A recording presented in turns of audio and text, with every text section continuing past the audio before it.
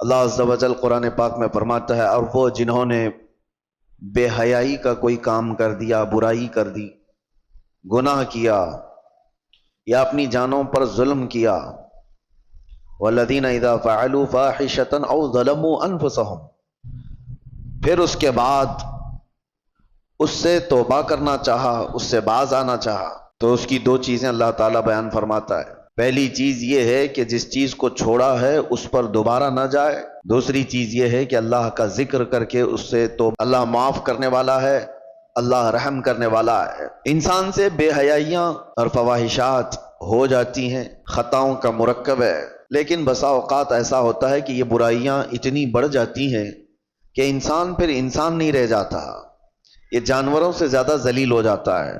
اس کے اندر ایسی گھناؤنی حرکتیں آنے لگ جاتی ہیں کہ اس کو انسانیت کی تمیز بھی باقی نہیں رہ جاتی۔ وہ وقت آنے سے پہلے اپنے آپ کو، اپنے گھروں کو ہمیشہ سنبھال رکھو۔ انسان حیوان کا حصہ ہے، لیکن کبھی اس کے اوپر حیوانیت ایسی غالب آ جاتی ہے کہ اللہ کی پناہ، وہ جانوروں میں بھی وہ کام نہیں ہوتے جو انسان کر جاتا ہے۔ اور وہ کب ہوتا ہے؟ انسان اس مقام پر پہنچتا ہے جب وہ ایسی حرکتیں کر جاتا ہے جس سے جانور بھی شرمانے لگ جائیں۔ کون سی ایسی چیزیں جو انسان کو ایسا شیطان بناتی؟ میں چند تمہیدی کلمات، اتنی بڑی دولت ہے کہ دوسرے تمام حیوانات میں یہ چیز نہیں ہے۔ عقل کا مطلب صرف دماغ ہی نہیں ہوتا، عقل کا مطلب صحیح اور غلط کو پہچاننے کی تمیز، اور شہوت جس سے انسان کو برائیوں کی خواہشات ہوتی ہیں۔ جانوروں میں شہوت رکھی گئی ہے، عقل نہیں، اور انسان میں دونوں چیزیں ہیں، عقل بھی ہے، شہوت بھی ہے۔ اسی لیے فرمایا گیا کہ کوئی انسان اپنی شہوت ہوتے ہوئے بھی، شہوت اس کے پاس ہے پھر بھی بچ رہا ہے، تو وہ فرشتوں سے افضل انسان ہے، اس لیے کہ فرشتے گناہ کرنے کی سوچ ہی ان کے پاس نہیں، اور انسان اگر اپنے آپ کو بچاتا ہے تو فرشتوں سے افضل ہے۔ لیکن ساتھ میں یہ بھی بتایا گیا کہ عقل ہونے کے باوجود انسان برائیوں سے نہیں بچتا تو پھر وہ غلیظ جانوروں سے بھی زیادہ ہے۔ جانور اس لیے نہیں بچ پاتا کہ اسے صحیح اور غلط کی تمیز نہیں ہے۔ جانور بڑے تھوڑے سے ہو جائیں تو ان میں ماں باپ کا رشتہ نہیں ہوتا، بھائی بہن کا رشتہ نہیں ہوتا۔ بچے بڑے ہو جانے کے بعد وہ ماں سے، بہنوں سے ایسا کوئی رشتہ نہیں ہے جس کے ہاں حدود ہیں، اس لیے جانوروں کے ہاں وہ کوئی بات ہی نہیں رہ جاتی۔ لیکن انسان کو اللہ تعالیٰ نے عقل دیا ہے، تمیز دیا ہے اور حدود بیان کیا ہے۔ اگر وہ عقل کا استعمال نہ کرتے ہوئے ان بے حیائیوں میں اپنے آپ کو مبتلا کرتا ہے تو جانور سے زیادہ ذلیل ہے۔ اب ہمیں خود کو معلوم کر لینا چاہیے کہ ہم کون سی کیٹیگری میں آتے ہیں، شہوت کے غلام ہیں یا پھر عقل کا استعمال کر کے گناہوں سے بچنے والے لوگ۔ مجھے بڑی تکلیف ہو رہی ہے، میں تو سفر میں تھا، آج اتفاقاً آپ کے ہاں حاضر آ گیا، لیکن کیا یہ ہاشمی مسجد کے جمعہ کا منظر ہے جو 1:30 بجے 2 صف بھی نہ ہوتی ہو؟ کیا یہ وہی مسجد ہے جہاں پر 12:30 بجے قدم رکھنے کی جگہ نہ ہوتی ہو؟ کیا ہو گیا ہے؟ کس وجہ سے مسجدوں سے دوری؟ صرف یہ ایک مسجد میرے سامنے ہے، باقی کے حالات اور بھی گرے ہوئے ہیں۔ خصوصاً ہمارے شہر کے متعلق جب میرے پاس باتیں آئیں تو دل دکھتا ہے۔ نوجوانوں کی ایک بہت بڑی جماعت آج ایسی عیاشیوں میں مبتلا ہے، اللہ کی پناہ۔ نے وہ چیزیں باہر پوش علاقوں میں نہیں سنا تھا جو یہاں سننے کو مل رہی ہیں۔ کیا مسلمانوں میں ایسا کوئی مقدمہ ہو سکتا ہے کہ بھائیوں نے مل کر کے اپنی بہن سے زنا کیا ہو؟ یہ معاملات یہاں پر موجود ہیں، پائے جا رہے ہیں۔ کلیجہ منہ کو آتا ہے بیان کرنے میں۔ کون سی قوم میں؟ کیا یہ رسول اللہ صلی اللہ تعالیٰ علیہ وسلم کی وہ امت ہے جس کو قرآن نے خیر امت کہا تھا؟ کیا وہ نوجوان ہیں؟ ہمارے جو علاقے یہاں پر میجورٹی کے ہیں، پولیس کے ڈپارٹمنٹ کے اور دوسری جگہوں پر، وہ مذاق کی جگہ بنے ہوئے ہیں۔ اگر ان علاقوں کا نام لے لو تو لوگ شرماتے ہیں۔ میرے عزیزو، یہ کس کی ذمہ داری تھی ان بے حیائی، ان فواحشات سے اپنے نوجوانوں کو روکنے کی؟ حیرت ہوتی ہے کہ 2-4 حاجی صاحب ہمارے سامنے بیٹھ کر کے واقعات بیان کر رہے ہیں، اس محلے میں ایسا چل رہا ہے، اس محلے میں ایسا چل رہا ہے۔ دل پر چھریاں چلتی ہیں اور افسوس آپ کے اوپر ہوتا ہے، آپ ان سب کو تماشا سمجھ کر کے بیان کر رہے ہو۔ امت لٹ رہی ہے اور آپ کہانیاں بیان کر رہے ہو۔ تمہارے گھر سے تمہاری بیٹی اور تمہارے بیٹے کے ساتھ یہ تمام حرکتیں ہوتی ہوں تو کیا محلے میں اسی طرح چرچے کرتے ہوئے بیان کرو گے؟ ذمہ داری کس کی تھی یہ؟ اور میں اکثر یہاں پر کہا کرتا تھا جب یہاں موجود تھا کہ ایک بہت بڑی نعمت ہے ہمارے ان علاقوں میں کہ آج بھی ہماری مسجدوں میں یہ جماعت متولی ہونا، اراکین ہونا، جماعت کا ان کا جو ہولڈ ہے وہ دوسرے علاقوں میں آپ کو نہیں ملے گا۔ آپ جاؤ شمال ہند میں، دوسرے علاقوں میں، کوئی ایسی مضبوطی نہیں نظر آتی ہے کہ مسجد کی کوئی کمیٹی پورے محلے کو سنبھال سکتی ہو، ان کے مسائل کا حل کرتی ہو. یہ سب سسٹم دوسری جگہ نہیں ہے، یہ تمہارے پاس موجود ہے. لیکن یہ جماعتوں کے اراکین جو بھی مسجدوں کے بن گئے، انہوں نے اپنی ذمہ داریاں فراموش کر دی. اب ان کو لگتا ہے کہ صرف اور صرف کمیٹی بنانا ہے، مسجد دیکھنا ہے. محلے سے ان کی بھی نظریں ختم ہو گئی.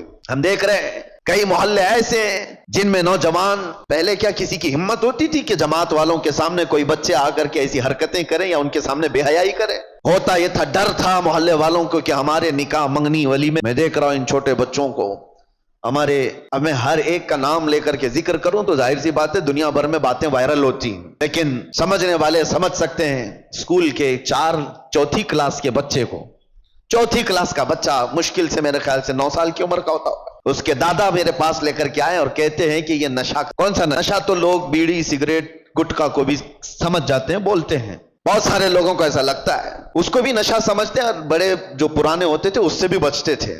تو ان کے دادا نے، بچے کا جو دادا ہے، پوتے کو جو لے کر کے آیا، کان پکڑ کر کے کہتا ہے کہ حضرت مجھے تو پتہ نہیں یہ کون سی چیز ہے، لیکن سنا ہے کہ یہ چرس ہے، گانجا ہے، افیون ہے، یہ تمام چیزیں.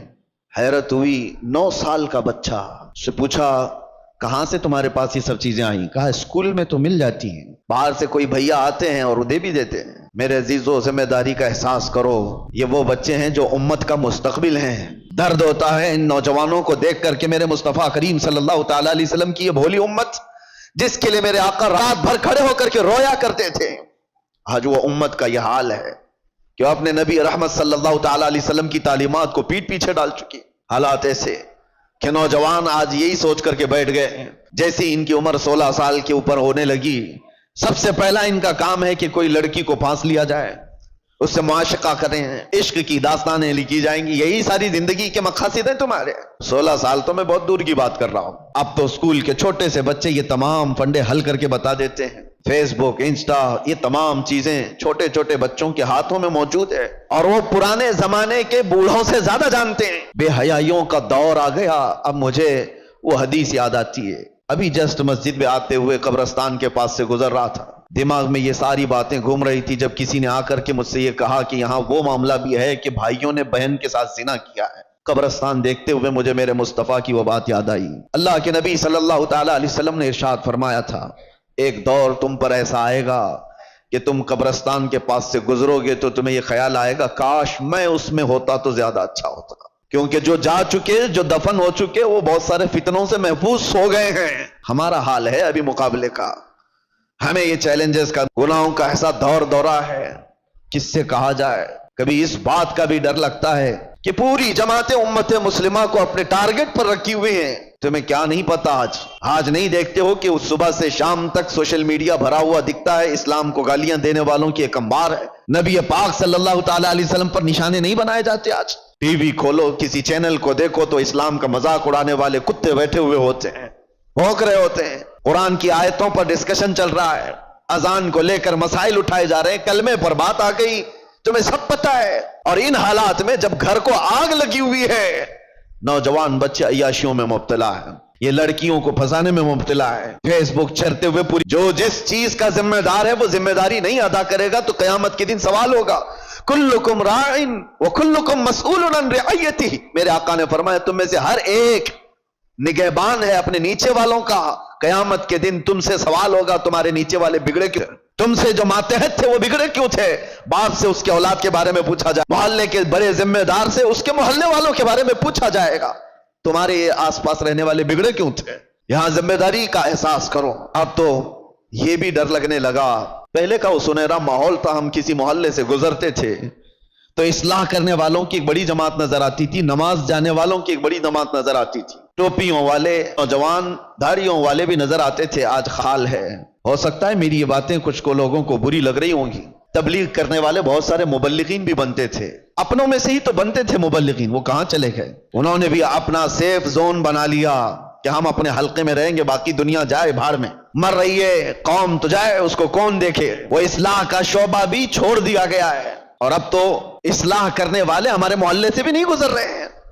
اب سنو حدیث، میرے آقا صلی اللہ علیہ وسلم نے فرمایا تھا، اسی زمانے کے لیے شاید حضور فرماتے ہیں ایک وقت ایسا بھی آئے گا کہ جو اصلاح داڑھی والے کو، ٹوپی والے کو، اصلاح کی بات کرنے والے کو حضور فرماتے ہیں جیسے زنا کرنے والے کو عیب سے لوگ دیکھتے ہوں گے، تانا دیں گے، اسی طرح سے ایک وقت ایسا آئے گا کہ مومن کو تانا دیا جائے گا، یہ کوئی مسلمان ہے، کوئی ٹوپی والا ہے، داڑھی والا ہے۔ وہ دور آئے گا، بلکہ میں سمجھتا ہوں اس دور میں ہم جی رہے ہیں۔ لوگ آج کیوں اپنے آپ کو ماڈرن اور اپنے آپ کو سیکولر بننے کی کوشش کر رہے ہیں؟ کیوں؟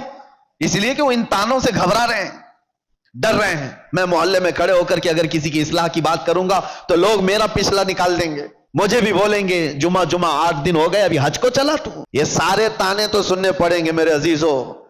کیا وہ صحابہ کرام رضوان اللہ تعالی علیہ مجمعین نے اتنے بڑے مشن کو نہیں اٹھایا تھا جن کے پرانے حالات یہ تھے؟ حضرت انس رضی اللہ تعالیٰ عنہ فرماتے ہیں مجھے جب یہ حدیث پڑھتا ہوں تو رونگٹے کھڑے ہو جاتے ہیں۔ تیرے شراب حرام کی گئی ہے۔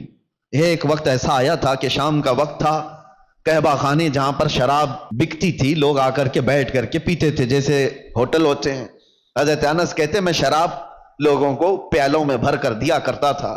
اچانک مدینے کی گلیوں میں آواز آئی، کوئی ڈنڈورچی اعلان کر رہا تھا، یا ایھا المسلمون قال رسول اللہ صلی اللہ علیہ وسلم حرمت الخمر، اے مسلمانوں اللہ کے نبی نے فرمایا شراب حرام ہو گئی۔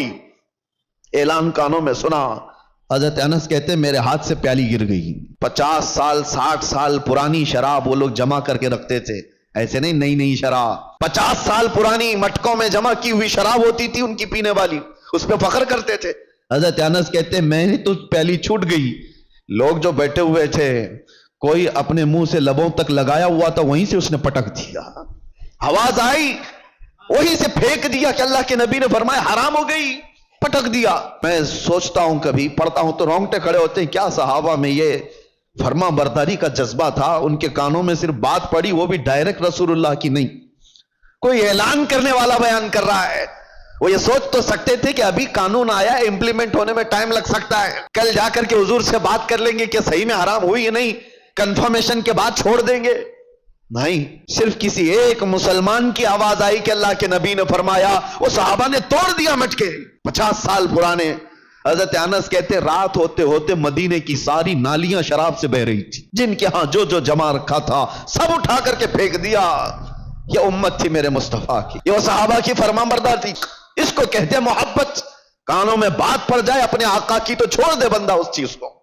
کیا آپ تب کو یہ نہیں پتا ہے کہ گناہوں کے اڈوں پر جانے کی اجازت اسلام نہیں دیتا؟ میرے آقا صلی اللہ تعالی علیہ وسلم نے شراب حرام کی ہے، نشہ حرام ہے، تو وہ نوجوان کیسے آج نشہ کو چھوتا ہے، اپنے نبی سے محبت کی دعوے کرتا ہے؟ محبت ہے ہی نہیں، عشق کی بات ہی نہیں۔ ایک دانے کے برابر بھی اگر دلوں کے اندر ایمان ہو، میرے آقا سے محبت ہو، تو آ جاؤ میرے عزیزوں۔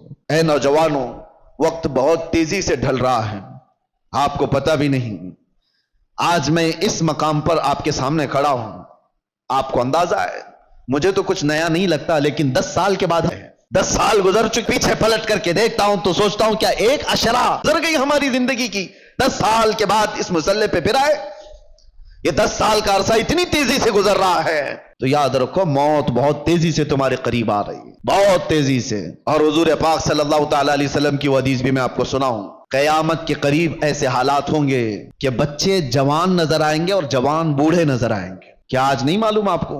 بچوں کے اندر جو حرکتیں ہیں وہ جوانوں سے کی جیسی ہیں۔ 6 سال کے 7 سال کے بچے بالغ لوگوں کی باتیں کرتے ہیں، جوانی ابھی سے آئی ہوئی لگتی ہے، اور جوانوں کو دیکھو یہ سب ٹوٹے بکھرے ہوئے، ارے 20 سال 22 سال کی عمر میں سفید بال، اور یہ بوڑھے لگنے لگ گئے، ان کی زندگیاں 30 سال کو جاتے ریٹائر ہو گئیں، گھروں کے حالات خراب ہو گئے۔ کتنے ایسے ہیں؟ ارے جوانی کس کو کہا جاتا تھا پتہ ہے؟ 40 سال کے بعد جوانی شروع ہوتی، جس کو مضبوط جوانی کہا جاتا۔ آج 40 سال میں بوڑھا ہے آدمی، بوڑھا ہے۔ قیامت کے اتنے قریب ہم آ چکے، میرے آقا نے فرمایا تھا ایک دور آئے گا کہ جب بچے جوان نظر آئیں گے اور جوان بوڑھے لگنے لگے۔ ان حالات کا باریکی سے آپ مطالعہ کرو میرے عزیزوں۔ اب ہمیں تقریروں کے اعتبار سے کوئی ایک مقرر ایک خطیب سمجھ کر کے ایک ٹرینڈ کے حساب سے مت لو، میرے پاس وہ فن بھی نہیں ہے، نہ میں اپنے الفاظ سے چمکا کر کے کسی کے اوپر دباؤ ڈالنے کے لیے تقریریں کرتا ہوں، نہیں، ایک درد نکلتا ہے آج امت کے لیے خاص طور پر۔ بہت جلدی وہ دن بھی آ جائے گا، شاید اعلان ہو جائے کہ ہم بھی مر گئے، دنیا سے نکل گئے، جتنے دن ہمارے باقی رہ گئے۔ کبھی یہ خیال آتا ہے کہ بارگاہ مصطفیٰ صلی اللہ علیہ وسلم میں جانا تو طے ہے، مرنے کے بعد قبر میں منہ دکھانا تو طے ہے۔ اگر وہ نبی پاک صلی اللہ تعالی علیہ وسلم ہم سے پوچھیں کیا تو اس جگہ سے آ رہا ہے جہاں سے صبح سے شام تک مجھ کو گالیاں دی جاتی تھی؟ کیا تو اسی محلے سے آ رہا ہے جہاں لوگ ماں اور بیٹیوں کی عزت بھول چکے تھے؟ زنا اتنا عام ہو چکا تھا کہ جانور بھی اس طرح کا جوڑا نہیں کھاتے۔ گھر گھر آج محفوظ نہیں ہے، لوگ بیٹھ رہے ہیں آج ہمارے پاس آ کر کے حیرت ہوتی ہے کہ زنا کے معاملات کو حل کرنے کے لیے بیٹھتے ہیں تو رونگٹے کھڑے ہوتے ہیں، کلیجہ منہ کو آتا ہے۔ باپ بیٹی کو لے کر بیٹھا ہے، دوسرا باپ بیٹے کو لے کر کے بیٹھا ہے۔ کن معاملات پر آپ بات کر رہے ہو؟ ایک بار میرے آقا صلی اللہ علیہ وسلم کے پاس ایک صحابی آئے تھے، ماعز اسلمی، کہا آقا مجھ سے خطا ہو گئی ہے، مجھ سے غلطی ہو گئی ہے۔ حضور نے پوچھا ہوا کیا ہے؟ کہا بتا نہیں سکتا، بہت تکلیف کی بات ہے۔ حضور نے فرمایا بتاؤ تو تمہارا علاج کیا جا سکے۔ انہوں نے کہا زنا نہ ہوا۔ حضور نے اپنا چہرہ پھیر لیا، چہرہ سرخ تھا میرے آقا کا، لال ہو گیا۔ کہا جاؤ تم۔ وہ صحابی دھاڑے مار کر کے رونے لگ گئے، تجھ سے جو منہ چھپاؤں تو کروں کس کے سامنے، میں جاؤں تو پھر کہاں جاؤں؟ نبی پاک صلی اللہ تعالی علیہ وسلم نے ان کو کھڑا کر کے پوچھا ہوش میں کہہ رہے ہو؟ انہوں نے کہا ہاں میں ہوش میں کہہ رہا ہوں، ہو گئی مجھ سے خطا۔ حضور نے فرمایا کیا تجھے پتا ہے اسلام میں سزا کیا ہے اس کی؟ پتھروں سے مار کر ہلاک کر دیا جائے گا۔ انہوں نے کہا ہاں یا رسول اللہ پتا ہے مجھے۔ پھر بھی کہہ رہے ہو؟ کہا ہاں، اس آخرت کی سزا سے تو بہتر ہے کہ آپ مجھے دنیا میں پاک کریں۔ 3 مرتبہ پوچھنے کے بعد بھی جب انہوں نے کہا کہ ہاں مجھ سے خطا ہو گئی، تو حضور نے صحابہ سے کہا جاؤ یہ اقبالی مجرم ہے انہیں لے جاؤ جبل انم، ایک پہاڑی مدینے میں، وہاں پر صحابہ لے کر کے گئے، اوپر سے ان کو پتھروں کی بارش کی گئی، وہ قتل ہو گئے، ان کا انتقال ہو گیا۔ یہ اسلام میں زنا پر سزا دی گئی۔ وہ صحابی تھے، خطا ہوئی تو نبی پاک صلی اللہ تعالی علیہ وسلم نے دنیا میں، اور یہاں پر حالات ایسے آ گئے کہ لوگ اس کو اتنے ہلکے میں لے لیے۔ پھر مجھے وہ حدیث یاد آتی ہے، حضور نے فرمایا تھا قیامت کے قریب زنا اتنا، معاذ اللہ رب العالمین۔ ایک بات یاد رکھو، پورے معاشرے میں، محلے میں ایک جگہ کوئی زنا کرتا ہے تو پورے محلے کی برکت ختم کر دی جاتی ہے۔ ناسور ہے وہ کینسر کی پھوڑی جس طرح پورے جسم میں زہر پیدا کرتی ہے، ایک بے حیائی اور بدکاری والا نوجوان پورے معاشرے کے اندر وہ ناسور بن کر زہر پھیلاتا ہے۔ تمہاری بیٹیوں تک بھی وہ حرکتیں آئیں گی، تمہارے بیٹے بھی محفوظ نہیں رہیں گے۔ اس لیے ذمہ داریوں کا احساس سارے لوگ مل کر کے کریں، ایک آدمی نہیں۔ یہ بیچارہ خطیب کب تک یہاں سے پکارے گا؟ ایک کوئی مبلغ کب تک اصلاح کرے گا؟ ہر ایک کی ذمہ داری ہے۔ آج غلطی کس کی ہے پتہ ہے؟ پورے محلے میں 5% یا 10% جواری ہوتے ہیں، 5% سے بھی کم ہوتے ہیں جواری اور سود خور یا شرابی یا زانی۔ اکثریت تو اچھے لوگوں کی ہوتی ہے، لیکن وہ اچھے لوگ اتنے بھیانک ہوتے ہیں، یاد رکھنا۔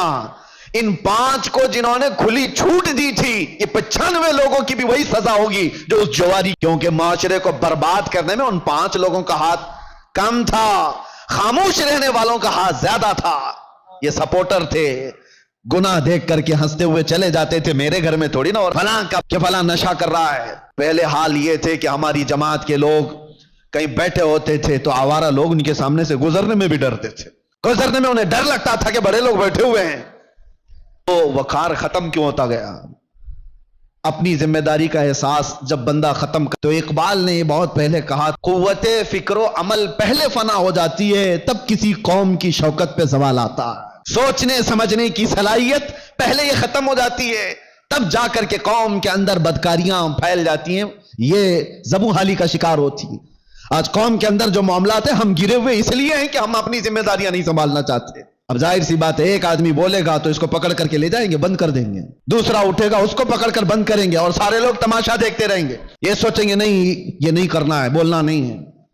میں سمجھتا ہوں اس طرح کی بزدلی سے تم کتنے سال جی سکتے ہو، چپ چپ رہ کر کے، برائیوں کے بارے میں نہیں بولو گے، کمپرومائز کر کے جیو گے، کب تک رہو گے؟ موت تو آنی ہے، تو جب مرنا ہی ہے تو گیدڑ کی 100 سالہ زندگی سے شیر کی 1 دن کی زندگی، حق بات کرو، لوگوں کی اصلاح کرو اور دنیا سے عزت کے ساتھ جاؤ۔ اور ایک بات اے نوجوانوں، دنیا کے تمام معاملات میں 100 سال کی زندگی میں وہ عزت نہیں پاؤ گے جو دامن مصطفیٰ میں 1 منٹ میں عزت مل جاتی ہے۔ میرے آقا کے قدموں سے لپٹ کر 1 منٹ کی جو زندگی تمہیں عزت دیتی ہے، وہ دنیا داروں کی 100 سال کی نوکری تمہیں عزت نہیں دے سکتی۔ اسی لیے میرے مرشد نے فرمایا تھا، بلہوا سن، سیم و زر کی بندگی اچھی نہیں، ان کے در کی بھیک اچھی، سروری اچھی نہیں۔ آؤ اصلاح کے لیے اپنے ان معاشروں میں اصلاح کا کام تیزی سے شروع کر دو. اگر آج تھوڑی سی تمہاری حرکت باقی رہے گی تو امید ہے کہ ہماری جو نئی نسلیں ہیں وہ اس بات پر تو باقی رہے. میں سعودی عرب میں دیکھ کر کے آیا ہوں جنہوں نے اپنے بچوں کو آسٹریلیا امریکہ میں پڑھانے کے لیے بھیجا تھا. آج وہ بچے پلٹ کر کے محمد کس کا نام؟ یہ ریئل بات میں آپ کو بتا رہا ہوں. ارے جہاں اسلام کا مرکز رہا، جہاں سے اسلام پھیلا پھولا، ان کے بچے آج غیروں کی گود میں ڈالے جانے کے بعد آ کر اپنے نبی کو پہچان نہیں پا رہے ہیں. تم نے بھی کیا سوچا ہمارے بچوں کو سوشل میڈیا پر چھوڑ دیں گے، یہ سارا کچھ موبائل سے، گوگل سے، انٹرنیٹ سے سیکھتے رہیں گے؟ کل کو یہی بچے کھڑے ہوں گے جو اپنے نبی کو نہیں پہچانتے، وہ اپنے باپ کو قیامت میں کیا، وہ تمہارے مرنے کے بعد کیا ہی سالے ثواب کر سکیں گے؟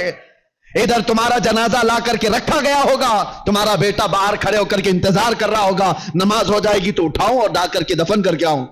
اسے توفیق بھی نہیں ہوگی کہ وہ تمہارے لیے جنازے کی نماز پڑھ سکے. کیوں ایسے معاشرے میں جینے کی ضرورت ہے؟ ہمیں جو رسول اللہ صلی اللہ علیہ وسلم نے معاشرہ عطا کیا، اس معاشرے میں امن بھی ہے، عزت بھی ہے. واپس ماحول کو تم 5 ہی صحیح 10 ہی صحیح کھڑے ہو جاؤ ذمہ داری لے کر کے کہ ہم اپنے محلے میں بے حیائیاں نہیں ہونے دیں گے. انقلاب آئے گا میرے عزیزو. تم یہ مت سوچنا کہ ہم 5 اور 10 لوگوں سے کیا ہوگا. تم اپنی طاقت پر کبھی مت جانا، اس لیے کہ وہ رب اس کی طاقت کا اندازہ نہیں ہے. آج سے 5 سال پہلے ہبلی کی ایک مسجد سے 50 لوگوں کے بیچ میں نے ایک پاکھنڈی کو اعلان کیا تھا. آپ کو پتا ہوگا ہم نے یہاں سے موبائلے کا چیلنج کیا کیا تھا. یہ رب العالمین کا کرم ہے کہ پوری دنیا کے خطے خطے میں وہ آواز پہنچائی گئی. جس کو پہنچنا تھا اس کو بھی پہنچی. تو کبھی یہ مت سوچنا کہ میرے بہت کچھ ہوتا ہے. آواز اٹھا کر کے تو دیکھو، اصلاح کے لیے کھڑے ہو کر کے تو دیکھو. بازو ہمارے کمزور ہیں، رب العالمین کی طاقت کمزور نہیں ہے. تم اگر کھڑے ہو گئے اصلاح کے لیے تو اللہ تعالیٰ غیب سے اسباب پیدا فرمائے گا. ایک نہیں مانے گا، 2 نہیں مانیں گے، ہو سکتا ہے کوئی تو جیالا ہوگا جو تمہاری دعوت پر لبیک کہے گا. تم اپنے گھر کی دعوت تھوڑی نہ دے رہے ہو. اگر 5 نوجوان کھڑے ہو گئے ہر محلے سے اور وہ دوسرے بچوں کی اصلاح کے لیے کوشش کرتے رہے، خدارا کبھی یہ ٹیم میں آ جاؤ، ہماری ٹیم میں آ جاؤ، ہماری تنظیم میں آ جاؤ. ایک بات میں بتاتا ہوں، اس امت کی ایک رگ کو میں جانتا ہوں، یہ جتنی بھی بگڑی ہوئی ہو، باپ کا واسطہ، ماں کا واسطہ، استاد کا واسطہ، پیر کا واسطہ، ہو سکتا بگڑے ہوئے نوجوان کو ایک بار آمینہ کے لال کا واسطہ دے کر کے دیکھو، ایک بار میرے مصطفیٰ کے نام کا واسطہ دے کر کے دیکھو. اللہ تبارک و تعالیٰ اس کے ذہن و دماغ میں محبت پیدا کر ہی دے گا. یہ بگڑا ہوا ہے لیکن آج بھی اپنے نبی سے محبت رکھتا ہے، اور اسی محبت کا واسطہ دے کر کے اصلاح کا کام کرو.